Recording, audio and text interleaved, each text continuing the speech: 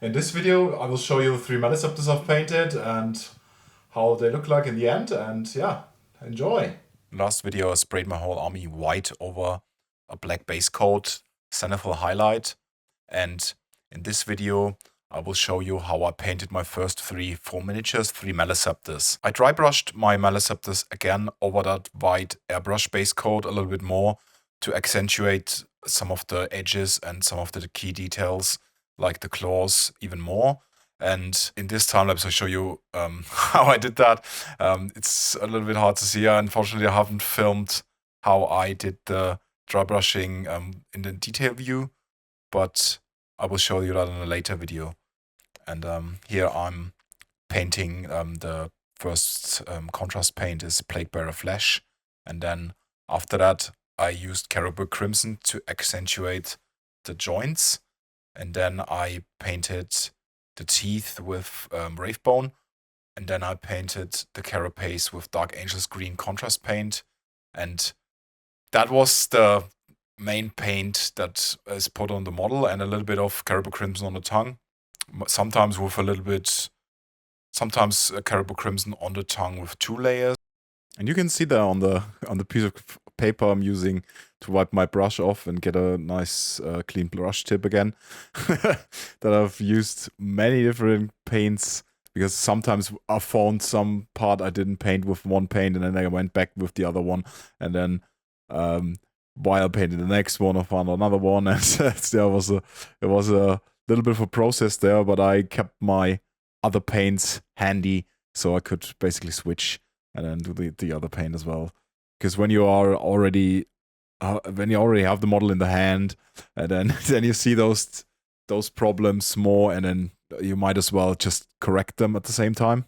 And the next step will be painting those giant brains on the side of the miniature. That will be done in Aethermatic Blue, then a quick white dry brush in the middle to make it look brighter, and then another layer of Aethermatic Blue on top of it. And that's a really nice effect on that. So now everything is dry. So I use some good white paint. I have the acrylic color Vallejo paint, and I use a cheap makeup brush. And I have my not so wet palette. It's a wet palette, but it's not that wet anymore. So I put some white on here. It's way too much. And then I will use my dry brush. Then brush it off on a piece of cloth. There's almost nothing in there anymore. Make the brush a little bit damp with water. And then, yeah, I think that's the consistency I want. And then I just dry brush over the brain. And I use a really strong, and then I failed a little bit top here, so I can just brush it off with my finger because it's a little still not 100% dry. But yeah. Now, as you can see, this is the brain. After the Aethermatic Blue, this is one dry brush and this is nothing, so this is the difference. And the other side has been one layer, so I will dry brush them as well while I'm at it.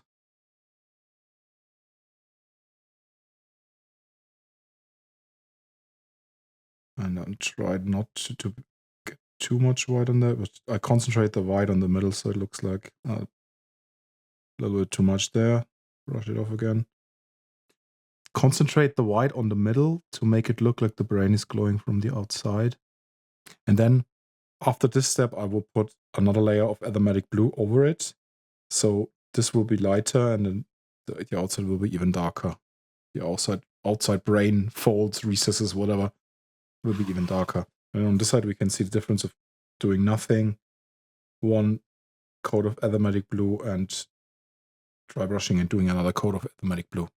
And of course, as it sometimes happens when you paint something and then, like me, also at the same time try to film your stuff you're doing, you forget something. So I forgot those little vents they have on the back of their carapace, and I had to go back after I already started edge highlighting the details on the armor plates, and I had to go back with white and paint those holes again, and then put some Plaguebearer Flesh again into those holes, and then some Caribou Crimson to make it have the same color as the rest in the army, because they have like these fleshy bits on the legs. You can see it in the next shot.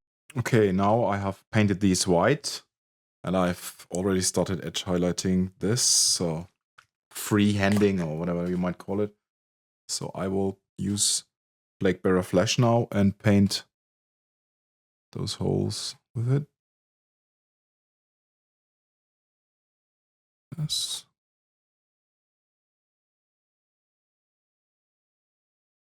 It's gonna be really just roughly dotted in because you won't really see the Blackbearer Flash on the dark carapace anyway. And just do that, and then I do it again with Caribou Crimson. So the next step now is to paint those holes I forgot again with Caribou Crimson. And then comes the step that takes the most time on these miniatures, edge highlighting the armor plates. And I use Lauren Forest with a second layer of Lauren Forest 1-to-1 with Uriel Yellow. And then just on the tips of the spikes on the head and some of the Scything Claws tips, I use pure Uriel Yellow to get that last dot of highlight on top of there. And as you can see, my wet palette is filled with Lauren Forest now. I'm doing that, and that clearly takes longer. I think this step, edge highlighting, takes as long as the rest of the model combined. Maybe excluding the base, because the base takes some time as well, but it's not that much. But it has a lot of drying times in between. It's a little bit harder to calculate. And I just went back and did the brains, because I thought, oh yeah, I could just film me painting the brains in between as well. And now I'm doing the Uriel Yellow mixture with Lauren Forest, and then the pure Uriel Yellow on the spikes. And the next step will be doing the base. So as you can see, one of the bases already has texture paste on it. And then I'm going back to the next one, because I wanted to have some drying time in between while I'm edge highlighting the next one. So now I'm edge highlighting the next miniature, and then I'm doing the base again on the second one, I think, in a second. Yeah, maybe. No, I'm doing the edge highlighting on the third one now. Not really sure why I did that in this direction. I don't know, but in just a few seconds I will start doing the base on the second one, and then on the third one, and then I will put some pigments on top of that, because the base had to dry for a few hours in between, and then I will put some base ready materials on top of that as well. And I have to say, I might do a different approach on the next miniatures I'm painting, because the problem with that texture paste is if you get it on your finger somewhere and then touch the model on a different spot, then it dries really hard and you have to rub it off again or overpaint it, but that looks a little bit patchy. And yeah, I think I will cut the bases off from some of the other miniatures to avoid that in the future. Okay, I used the AK Terrain's High Ground here. The AK Terrain's Dry Ground. And I just use a brush and put it on the base. And I have to be careful not to smear it anywhere else on the model, because when that dries, it's really hard to get rid of that again. And then most of the time you have to repaint that area. So I will just brush it on the base, and then when it gets to the more difficult areas around the feet, or maybe more like the hind legs, whatever they're called, then I have to be really careful not to get anything anywhere that isn't supposed to go.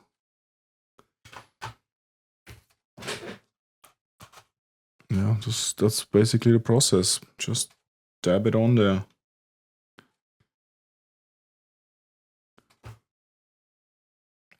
The cool thing about this stuff is it is texture. There's a little bit of grit in it. It's probably plastic or something like that. And it's paint at the same time, so it gives the color I want and the texture at one fell swoop. Oh boy. And then these areas are more difficult. I will do that without filming. This makes it much harder. So you can hardly see because I have to look on the side. Okay, so I will do that, and then the details I will do with that, with the Games Workshop modeling putty thing, texture applier or whatever that's called, texture applicator. Yeah, I'll do that third one, and on some areas I will put some more, so it gives a nice texture on the ground. Like here, I will put a little bit of a mound there, and then some more behind there. Next step is to use the AK Pigments Sienna Soil. And what I always do is I take a brush that I'm not too fond of. Not the best brush, but usable. And then I will use the pigment, put it on a towel, on a paper towel.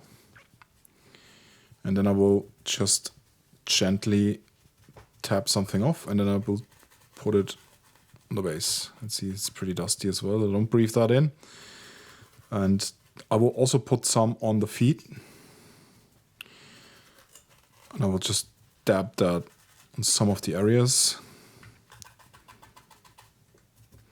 Some on this toe as well.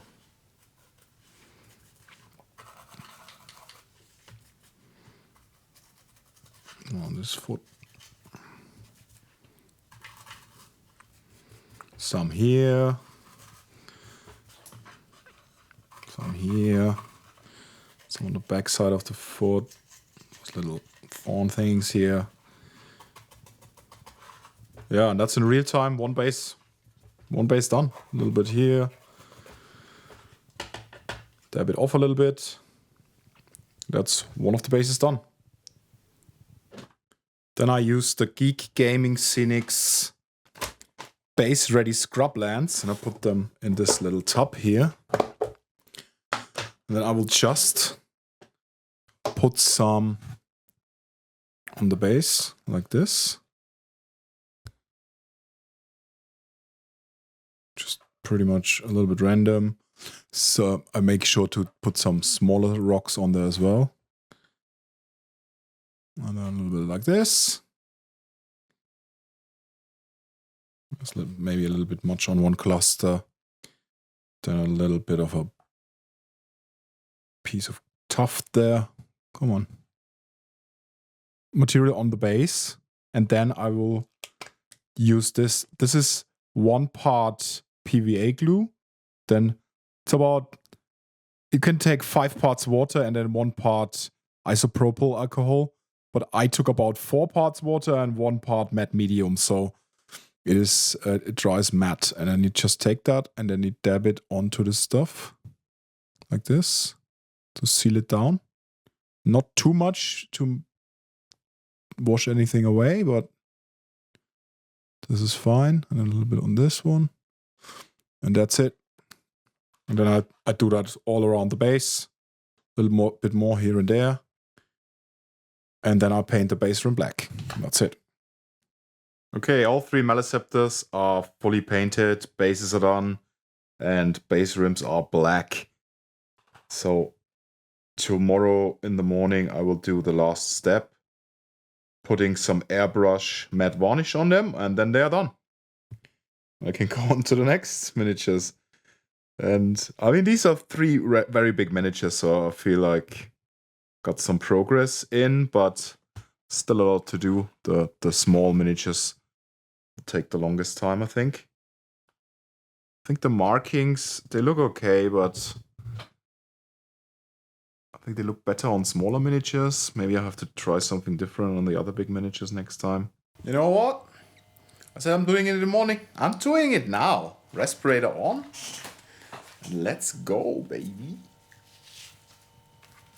It's awkward with one hand to doing that. So, okay. You know what? Sometimes you just have to do it right away. I wanted to do it in the morning. Whatever, let's just do it now. Yeah, and I just said, whatever, it's 1 in the morning or something. I don't care. I will just put that work in now and do something else in the next day. Here we go.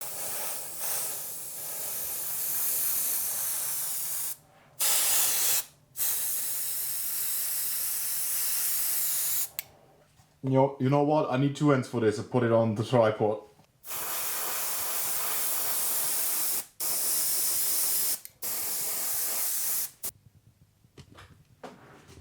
All 3 done. So my 3 Maleceptors are done. And I will have to paint a lot more in the next weeks. These 3 are 510 points. So some good progress, but smaller miniatures like these, that will be much more surface area to paint and much more work. So it will take me much longer. I think at least. Yeah, but even making the bases and stuff like that for 20 Hormagons will probably take me longer than one of these, and I think they're the same points. I think they have 170 points, 20 Hormagons and 1 Maleceptor. So yeah. But yeah, it was fun. These 3 were fun. They're already varnished with matte varnish and playable now. Added some blood on the faces as well. On the mouth. They don't have eyes, so at least no visible. So yeah, looks good. It was fun.